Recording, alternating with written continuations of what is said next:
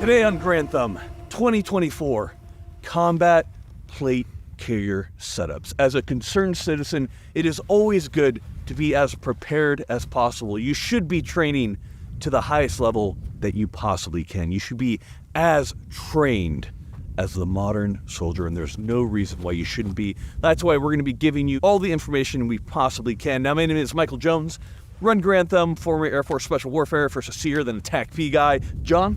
I'm John. I was a Ranger for 5 years, got a couple deployments, and yeah, we're here to talk about some plate carrier setups. Now, all of our setups that we have are based off of our experiences, and in addition to that, we have a lot of contact with our friends who have served in Ukraine, with our friends who have served in Africa, and various, so we have a lot of inspiration that comes from a lot of different spheres of influence.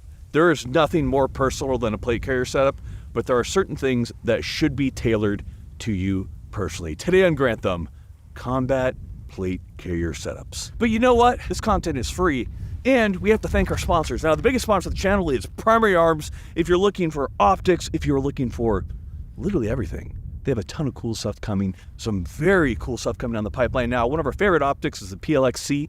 It is a compact 1:8, and it is incredible. They're made right there in the mountains of Idaho. They're not, but that would be cool if they were. But go and check them out. We love them. Tell them how much you love Garand Thumb. Specifically, tell them how much you love John's monotone voice. And if you are looking to buy night vision, if you're looking to buy thermals, we of course have Night Vision Network, the only N-word that you can say. Night Vision Network, if you're looking to rent thermals, rent night vision, because it is expensive and it's kind of nice to get some time on it to make sure you know what you're getting into. Visualize your cat at night in high fidelity or your dog. Have a good time. There's nothing that is more fun than night vision thermal. Go and check them out. And if you want to get better at shooting, we recommend dry fire. And of course, what do we love, Jeremy? Mantis. That's right, we love Mantis. Turns your weapon into a dry fire machine. It is so much fun, and we absolutely love it. All my employees have stolen all my Mantis Blackbeard sets for the AR because they are just so fun. Jeremy's nodding because he stole one of mine. Guys, all the ammunition is sponsored by AEC. With all that being said, plate carriers, sometimes expensive, but 100% worth it. But you know what? This knowledge is free. Let's get into it. So today we're here to talk about combat plate carrier setups, and more specifically, we're going to be talking about plate carrier setups in more of the civilian capacity. Because obviously for my military guys out there, there's going to be things that you're going to carry that you need to have on you that just aren't quite applicable to civilian usage. Because quite honestly, if you're fighting against a superior enemy, that's not something that you necessarily want to have on your carrier. Things like ATAC are nice and everything, just understand that depending on the technological capability of the foe that you're going up against, that might pose a problem in terms of electronic warfare. The name of the game, in my mind, when it comes to any type of civil unrest, revolution, whatever you want to call it, is trying to keep a low electronic signature when it comes to that. But again, everything is going to be situationally dependent. Now, when it comes to our plate carriers, there's kind of three main things that we're going to be talking about prior to even getting into our setup. So I've talked about this in previous videos, but the three main things that a plate carrier needs to do is stop holes. You want to stop a bullet through going through your body and killing you. You need to plug holes. If you get shot, you need to have the appropriate medical supplies on you that are easily accessible to make sure that you don't bleed out and die immediately. And then you need to be able to make holes. You need to be able to have enough ammunition on you to sustain a fight.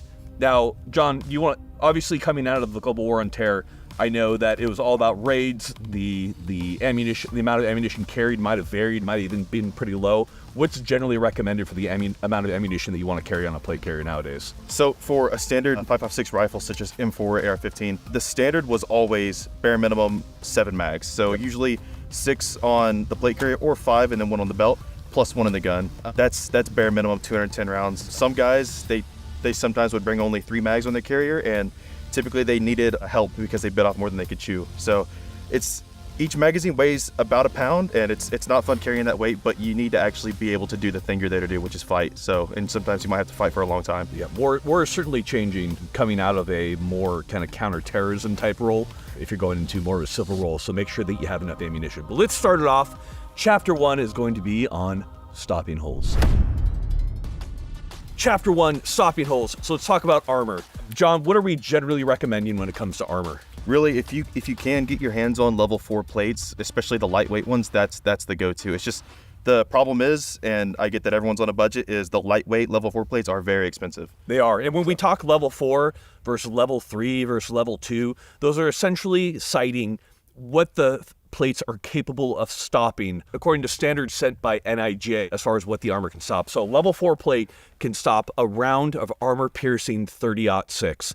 This translates into a lot of different calibers in the armor piercing, but that plate is very capable. And again, most of the plates that we're going to be talking about today are capable of stopping more. For level 3, it's 1 round of M88 ball, which is 7.62 by 51/308. And so we generally recommend level 4 if possible. But like John said, some of these plates can get pretty expensive. The plate brands we typically recommend would be LTC, which is a government manufacturer of plates. They're typically sold through Hot Plate Armor or a couple other armor sources being direct as LTC. And then, of course, HESCO, which is like the big one. HESCO has some pretty interesting options. I know you're a big fan of the L210s. You want to talk to that for a moment? Yeah, so for a long time, the L210 was the new hotness on the block. And the main reason is it's not exactly level 3, it's not level 4. Yep. It's kind of in the middle, it's like level 3 plus. The main thing that set it apart is the most common fighting round in America is going to be green tip or M855. It's steel core penetrator and a 5.56 projectile, right? So that plate was meant to stop specifically that round. And what people noticed is sometimes they were stopping the enhanced performance rounds like M855A1. Yep. And HESCO just came out with the L211.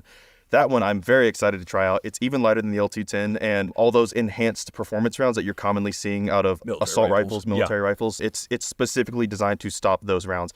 It'll struggle with your larger caliber rounds like 308 AP, but how often are you going to be facing 308 AP? Everything's going to be a bit of a compromise, right? The more protection you get, generally speaking, the more it weighs, and if it doesn't weigh a lot, it's costing quite a bit. Some of the best plates that I know of are the velocity system plates, which are incredible. However, you're talking 2 to 3K per plate. LTC plates, some of the really nice ones that match the government plates, those are like 4K per plate. So it's like, what's actually within your budget? And that's where some of these more interesting kind of special threat plates definitely come into play. A lot of people are like, hey, if it doesn't stop, if it's not like full-on armor piercing, stopping like 8 rounds of armor piercing, that it's useless. I don't know that's specifically the conversation that we should be having, because I understand you guys are on a budget too.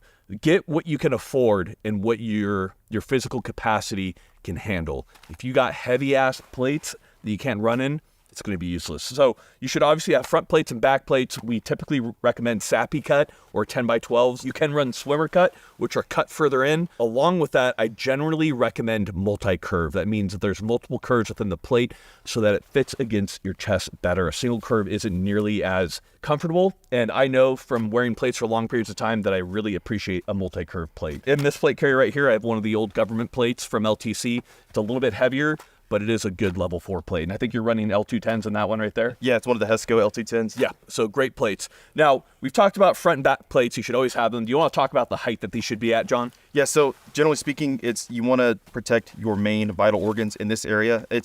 Guys tend to get them as high as possible. If it sags a little bit, it's not the end of the world, but you don't want to have, like, you see some cops where it's way down there, and then part of their heart is showing, their lungs, and then what's the point of even wearing armor if it's not going to, protect the important parts of your body? So make sure it's high enough. At the back, it's generally recommended to have it up at the level of T1. I know that when I have my kit loaded down with breaching shotgun, frags, water, all that kind of stuff, it tends to sag a little bit more. My main concern has always been the front, but try to get that back plate to about the level of T1. I know typically mine does sag a little bit more, so that's something that just for my body type, it doesn't quite fit as well, but that's life. Well, just don't get shot in the back. Just don't turn around. And then of course we have side plates. So there's always been a lot of talk about, do you wear side plates? Do you not wear side plates? From talking to guys like Dr. Fisher, who is a former Ranger, really big in the trauma care world, his research heavily suggests that when it comes to combat, that having a side plate is pretty vital, because not specifically even getting shot, But there's a lot of frag in war, whether it be from grenades, spalling, that stuff. You have a huge amount of open space right here. So having those side plates is going to be big. A lot of guys with their side plates are actually just running some type of flexible armor that's really big with like Faro Concepts has really good flexible armor. I know that you've jerry-rigged some flexible armor on your rig. Do you want to show that really quick? Yeah, so on my AVS, I'm not the biggest fan of rifle side plates, like the hard plates that'll stop, 30-06. But as you can see, that's super glue. I super glued a bunch of Velcro, male Velcro, because it very easily sticks to the AVS, right? So my idea is stateside, there's a lot of handgun threats, right? Yep. So instead of a small rifle plate, which of course will stop rifle and pistol, I want full coverage that's going to stop, the majority of threats. To be honest with you, there's been a lot of guys in my old unit that have been shot, and I don't think I've heard of a single one getting hit in the side plate. I'm not saying they're dumb. It's just, it's such a small area. I'd rather have a larger area for a more common threat stateside, and maybe guys in Ukraine that are dealing with drones, arty, mortars, all that other stuff. Soft armor around the sides, I would say, is the bare minimum. Yep. I would think that's the way to go. There are different ways to wear side armor. Generally, the old way of doing it, well, not the old way, one way for like the issued kit that we used to have is the side plate would come right up to your front plate, so you'd essentially have cover going back as far back as the side plate would go, but it wouldn't be completely encompassing, which is why I do like the idea of that flexible soft armor that comes completely around. That does add more bulk. It's something to train in.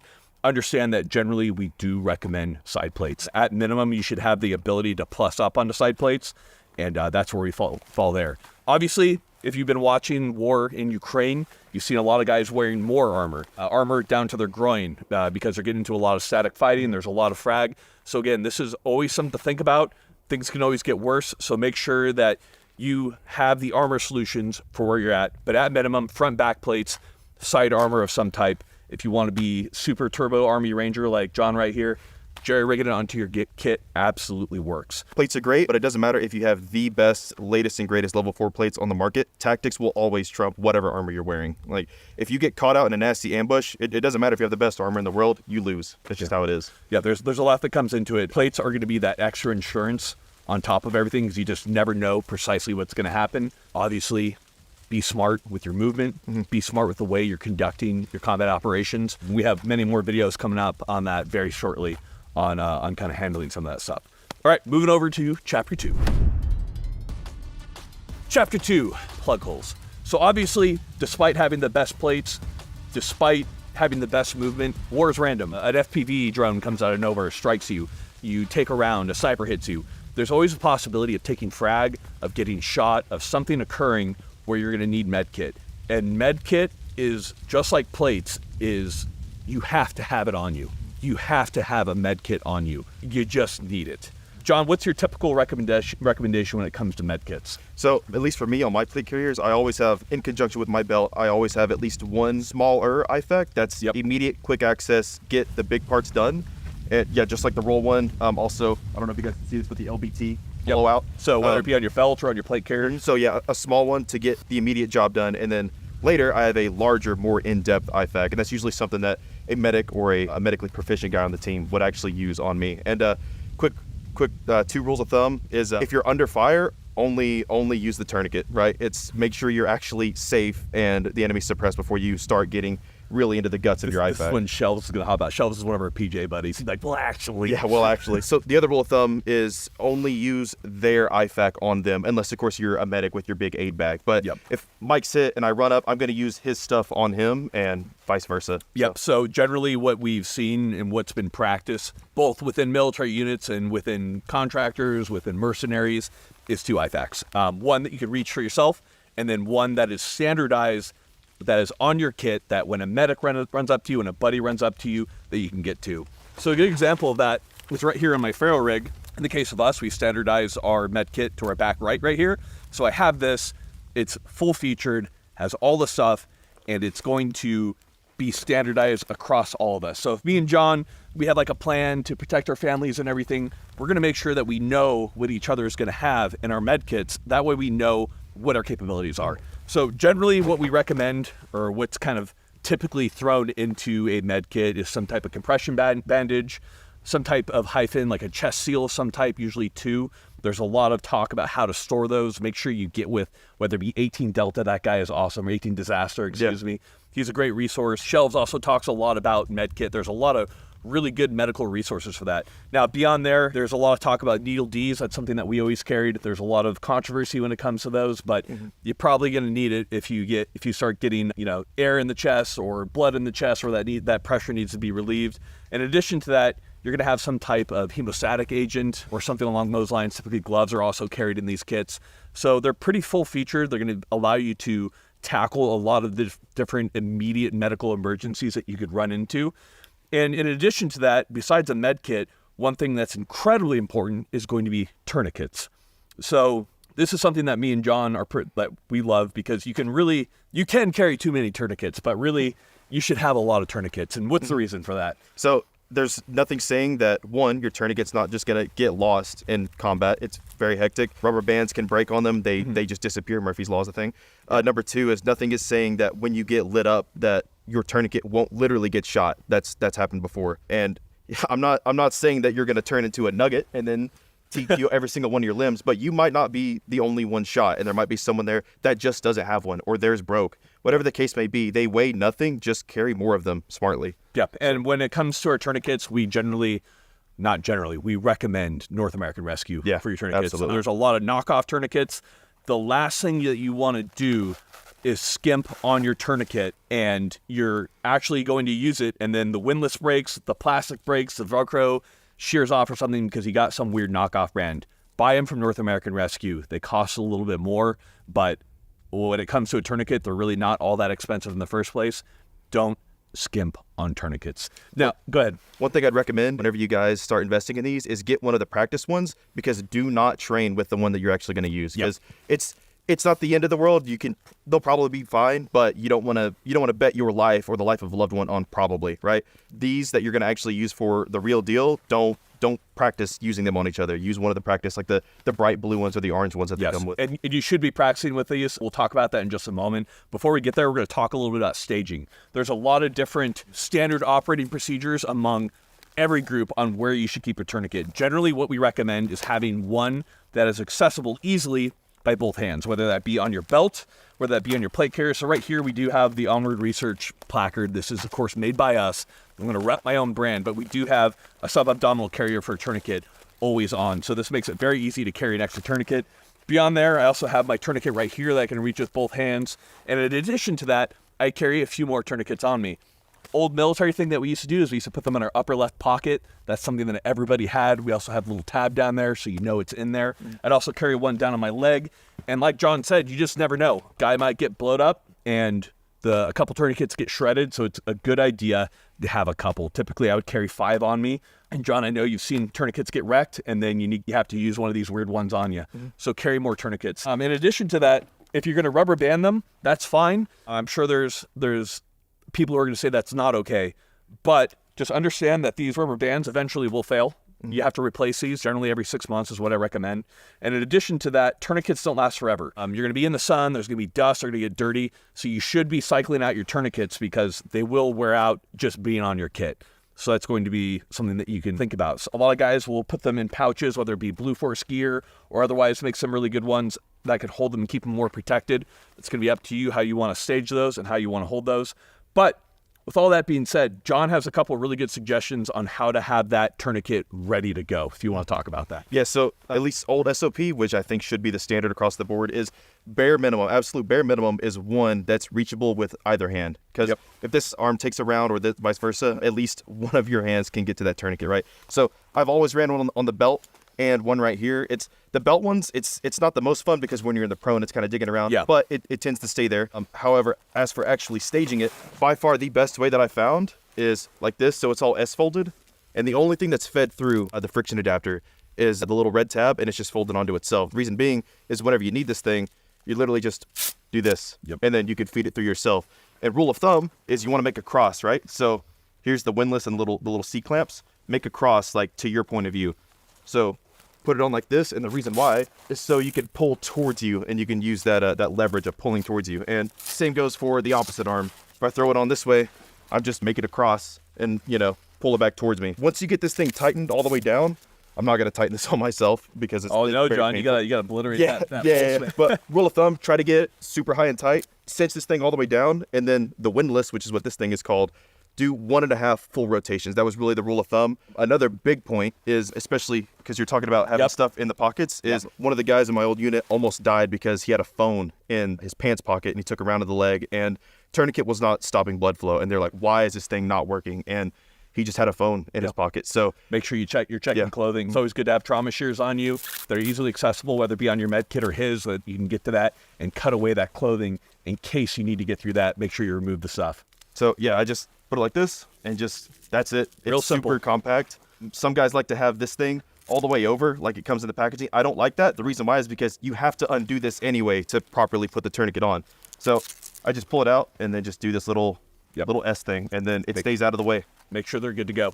So that is how we recommend carrying tourniquets. There's a lot when it comes to an actual medic's bag. Me and John we're not medics in the military. We did TCCC, we've seen it. But if you want further information, there's those good resources that we mentioned previously. We'll make sure to have those in the description below to make sure that you guys can check that for actual medic bag recommendations for medics that are out there. So with that being said, we've gone over plugging holes. Let's move over to making holes. All right, make holes. You gotta have enough ammunition. You run out of ammunition in a gunfight, it's going to be a very bad day because suddenly you can be pinned down, you can be maneuvered upon, you can be destroyed. Make sure that you are carrying enough ammunition. So there are a lot of different ways to carry ammo. This is something that has changed a lot. There's a lot of different theories on it, and there's some really good placards and some really good chest rigs out there, and we'll speak to a couple of these. Obviously, the first one we're going to talk about is going to be ours. I like it. I helped develop it. John helped a lot. We got these out to the Rangers, the SF, to test them out and everything, and to a couple of our buddies who are in Ukraine as well. And they've been tested heavily. So the reason that we like these is that you're able to carry the full complement of a combat loadout. We can carry 6 mags on us, plus 1 in our super drippy gun. That makes for 7 minimum already. The big kind of problem that people have previously ran into is carrying enough ammunition on them. So having all this easily put up front makes life easy. We also have these bungees right here because as cool as the elastic is to draw out of and quick to reinsert, there are going to be times when you want to make sure that you have a good way of retaining that. That was some feedback that we got, so we have added bungees that can be removed if you need to. And in addition to this, if you have ammo elsewhere, these could be switched out for grenades, for breaching charges. And you ask yourself, where am I going to get a multi-tool? You ask yourself, where are you going to get a breaching charge? Well, I sure don't know. Crime, maybe? The point is, it's very multifaceted. It allows you to carry tourniquet. In addition to that, you can have your Chem 6. Now, the old way, which John has on his plate carrier right here, is one of the older rigs. I believe this is HSGI tacos, correct? TYR tacos, yep. And then up front, he has a Blue Force Gear elastic pouches. These are very similar to what we have here, except these are 2 different products that you can add. Obviously, you can do some different things depending on what you need. There are a lot of different ways to set up to hold magazines. Right here on this ferro rig, I have the spud pouches on their little flaps right here. And this is carrying less ammunition, but allows me to kind of tailor it because I can add different stuff as necessary. And then I have a ITW fast mag up front for a quick mag change, and I can carry about 4, or if I add 2 more mag pouches, I can carry more. So there are different ways depending on how you kind of want to run your ammunition. And if you don't have enough kind of stuff up front, or if you need to carry other stuff up front, whether that be grenades or what have you, a lot of people will have pouches on the side, as you can see, like right here, to add more magazines as necessary, or pouches to add more magazines depending on your setup. This is all going to be tailored on what you're doing. So if me and John are working together in a team, and John is a DMR in my team, he's carrying something to shoot far, he's going to have these heavy mags carrying less ammo, probably have more ammo on his side right here versus me. So understand that everything's going to be tailored to what you need. And you can see right here, if you want to talk to this. Yeah, so these Eagle M4 double magazine pouches, they're great. I know like the private specialists have 3 of these up front so they can have their 6 mags, right? Yeah. But I like to run these upside down, and the reason being, it's super easy to pull something out of them. If it's kind of awkward to try to pull something It is straight so up. hard, you're like, shit. Yeah. But if I need to signal someone, pull the flap down, and then I would catch them, but pin flares ready to go. Yep. So there are different reasons and different setups that we have right here. Now, in addition to that, typically you're going to be able to plus up on ammunition in other ways, because quite frankly, the 7 mags that you have might not be enough. So you might have more ammunition that you carry on your back panel. You might have, you can see these mags that he has right here for drawing or for teammates. We might have more in our pack. We might have more ammunition that we're carrying on chargers. Those are just stripper clips that you can just feed right into your magazine. Make sure that you're carrying enough to sustain the fight. Know what your job is. I know guys back in the day used to carry like 12 to 14 mags. It used to get crazy. It's never a bad idea to have more ammunition because you never know exactly what's going to happen. Coming from a military background, it's easy for us to be like, oh, air support, oh, buddies. But if you're in a civilian situation, if things have kind of broken down, it might be good to consider having that larger amount of ammunition on you or the ability to resupply and reload your mags while you're out. You know what I love? I love ammunition. Now, this video is brought to you by Ammo Squared. You know what? I think the hardest thing when you're a student, when you're, just pinching pennies trying to get by and you still want to be prepared, you still want to train, is being able to afford the ammo.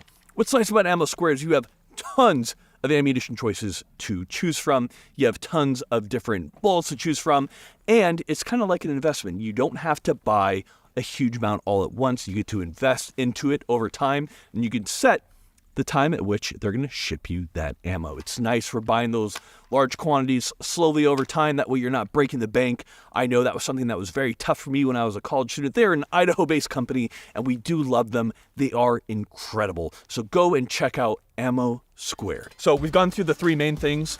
What we're going to talk about now is we're going to go over our general plate carrier setups and a couple specialized setups that we have right here so you can understand how these setups are going to differentiate depending on what you're doing. So we've talked about our ammo right here. So the first thing that I want to talk about is non-lethals and lethals when it comes to ammunition, when it comes to breaching. A lot of fighting, there's a good chance it's going to be taking place in a city. If we're in a city, we need to be able to clear through rooms. We need to be able to take care of that. So one thing I want to talk about is people always ask about pouches that are further back. Because can I reach to this pouch and pull out one of these grenades? Not really. And the question is, what are these grenades for? So these are just IWA flashbangs. Are they as powerful as military flashbangs? No. With a little bit of crime, they could be. But you should have some type of device on you. And we also have pouches for frags on our belt right here. The question is, why would you have that? Because you can form 1 frag grenades. Because you could possibly procure frag grenades. So you should have something in place that talks about the utilization of that. Now, with me and John, what we generally are talking about and what we're recommending, we have sides that are going to specify non-lethal versus lethal. So right here on my left side, I have my non-lethals. And those aren't for me, those are for John. So if we're coming up to a door, we're about to breach that door, and I have a breacher set up right now on my kit. If I'm grabbing that shotgun off right here, and John's coming up behind me, John can get that flashbang out as I'm getting ready to breach that door, show me, and then once I breach that door, he's able to toss that around me, and then I can get that back up and get in through the door. So that's one example of a pouch and how that would be utilized. When it comes to our lethals, I typically, and I think you do as well, carry my lethals, like my frags or anything, behind my pistol, just on my right side right here, where it's easy for me to grab onto them or easy for a teammate to grab. Those are pretty ubiquitous right there. Yeah, so for mine, I like the JG Wentworth grenade pouch. It's my grenade and I want it now. It pops out. It's actually really nice, holds 1 M67. And I have another grenade pouch right here. So it is left side, but it's mainly to replenish that grenade pouch. But yeah, like you said, generally speaking, non-lethals, left side, whether that's smoke, banger, something like that. And then lethals, frags, thermal barrel grenades, stuff like that, right side. Easy. Now, moving back from here, I am carrying a radio, right? Radios are going to be important. If you're carrying a radio, make sure that it is low probability of interception, low probability of detection, or have it off. And these right here are the wave relay radios, the MPU-5s. They are expensive, but they are very good at that, and they blend in well into an urban environment. So just understand that depending on who you're fighting, you might want to have those off and on and have comm windows. That's going to be something that's pretty common. So understand that having a radio that works well in an urban environment, something like a mesh network works well, and you can also make those yourself very easily. There's a lot of mesh systems that can just be programmed by you with a little bit of know-how. Now, moving up from there, you can see that I do have a push-to-talk right up here. This is the wave relay one.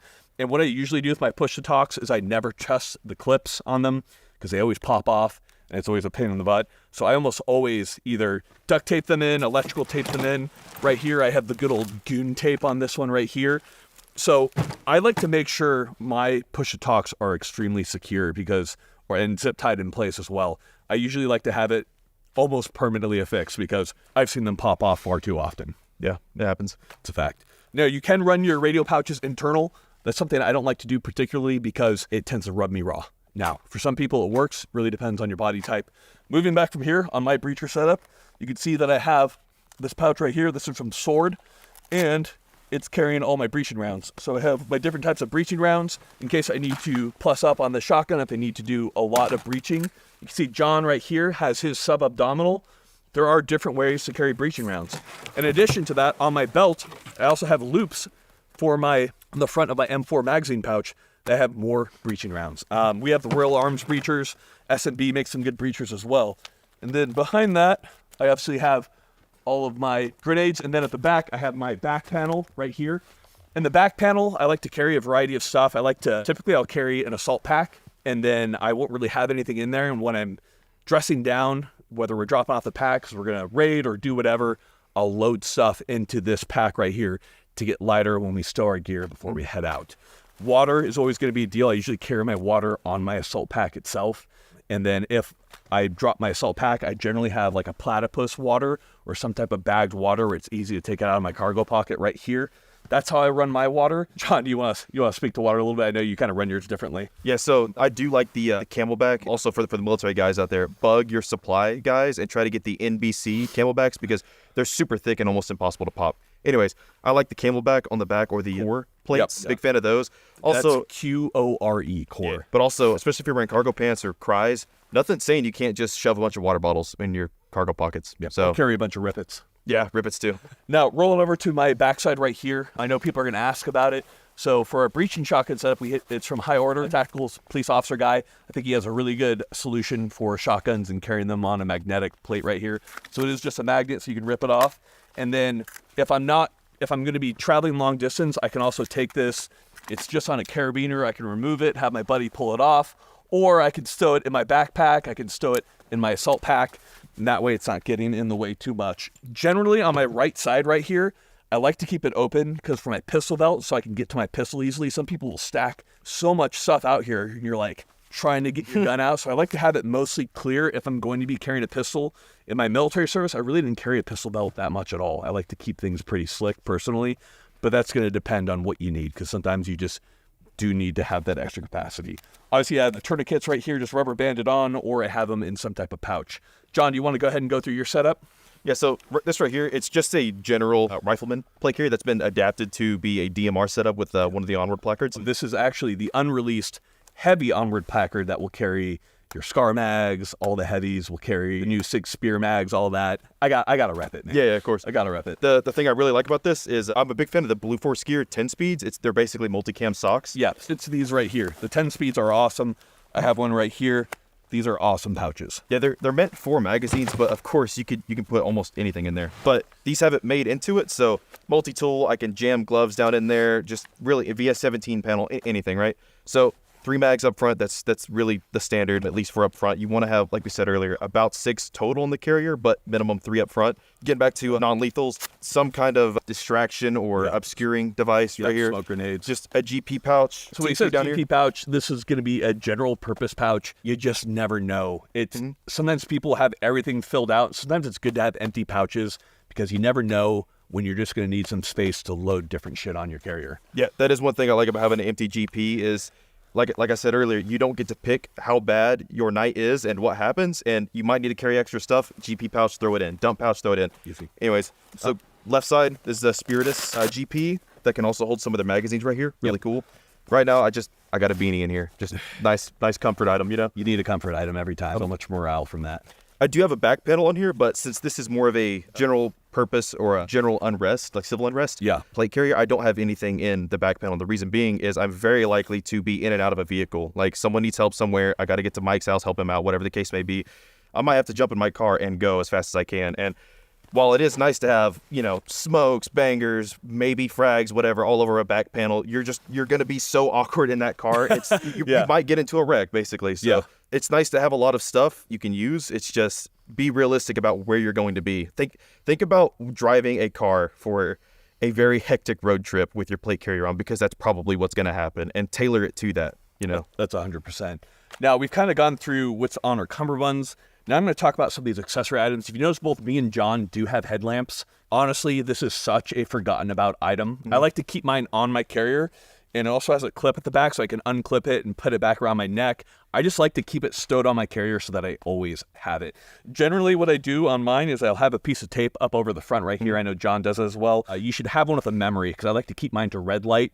For red light's a little bit harder to detect at night, and if you do turn on your light, generally you want some type of cover. So like we used to keep like a poncho, or on our helmets we used to have like a scrim that would come over to help kind of keep that light from shining out. But you want to be careful with your light, but you're always going to need one. Even during the day, you go into a super dark building and you need, people die, you need to get eyes on to do medical work.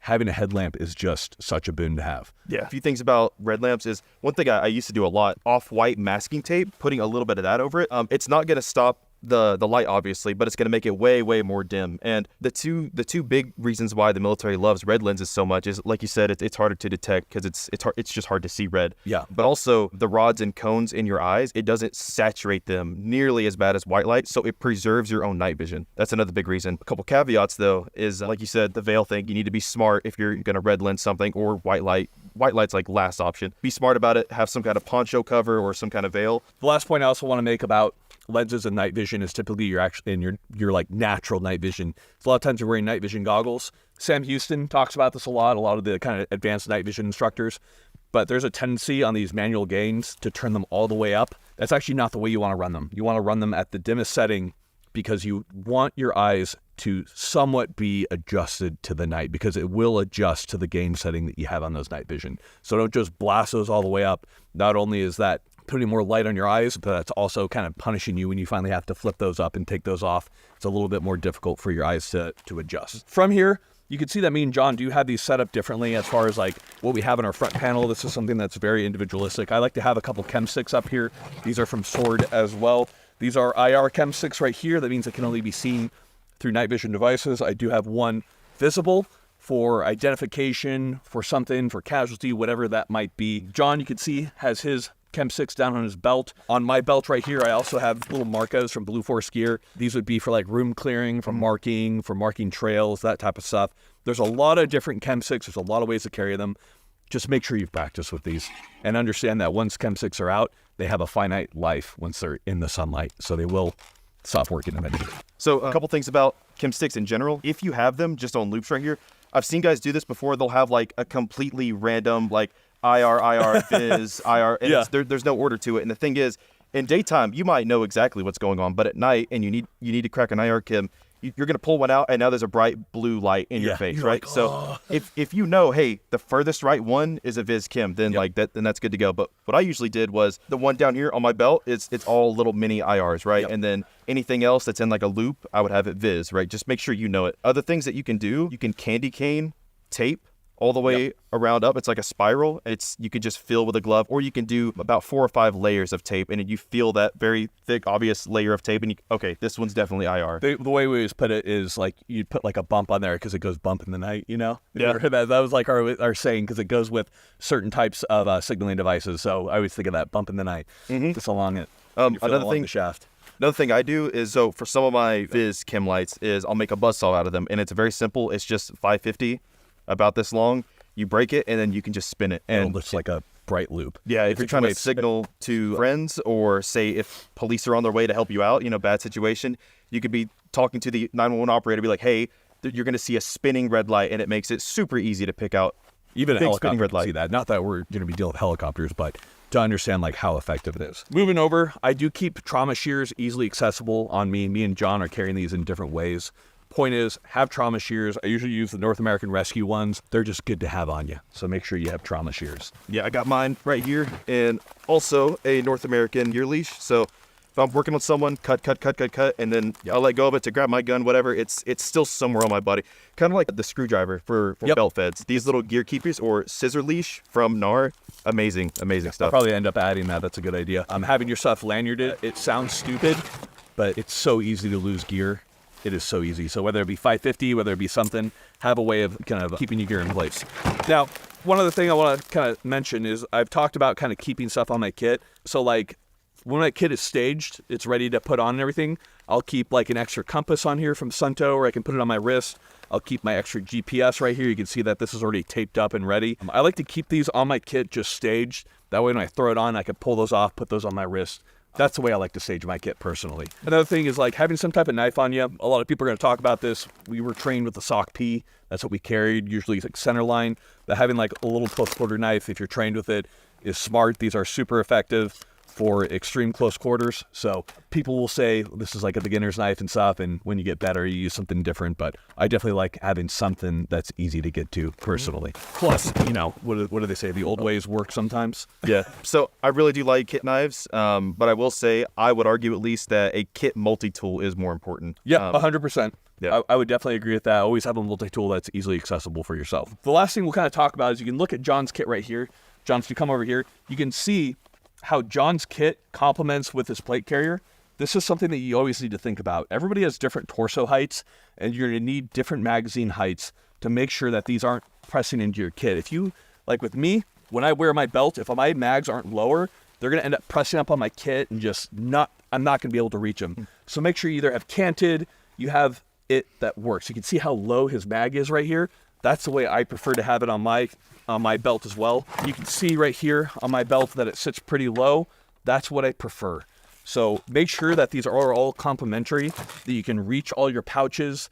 If you have a pouch that's super cool, but then you're like trying to like move around your kit and you can't get to it, it's just not worth it at all. John will show off kind of the last piece of kit and then we'll kind of wrap it up here.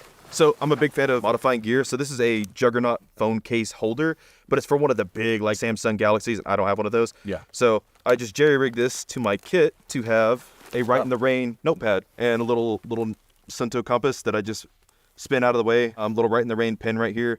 I can write down whatever it is. If I'm at an OP laying in the prone, I can write down what I see, and I literally just pull out one of these note cards, throw it away. OP and I have being like an a big observation point, as a quick note. Yeah. We're not in the military anymore, John. Yeah. And I got about like 10 more note cards there. It's just a super easy way to take notes. You never know when you're going to have to take notes. It sounds silly, but it's a very real thing. It's not silly at all. Writing down changes in orders, changes in how things are going.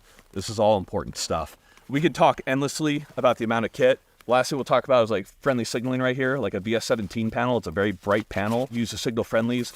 It doesn't have to be this specifically. The point is have a way of differentiating you from foes. So there's something that you all have that other people aren't going to have. Understand that probably everybody is going to have VS17 panels at this point.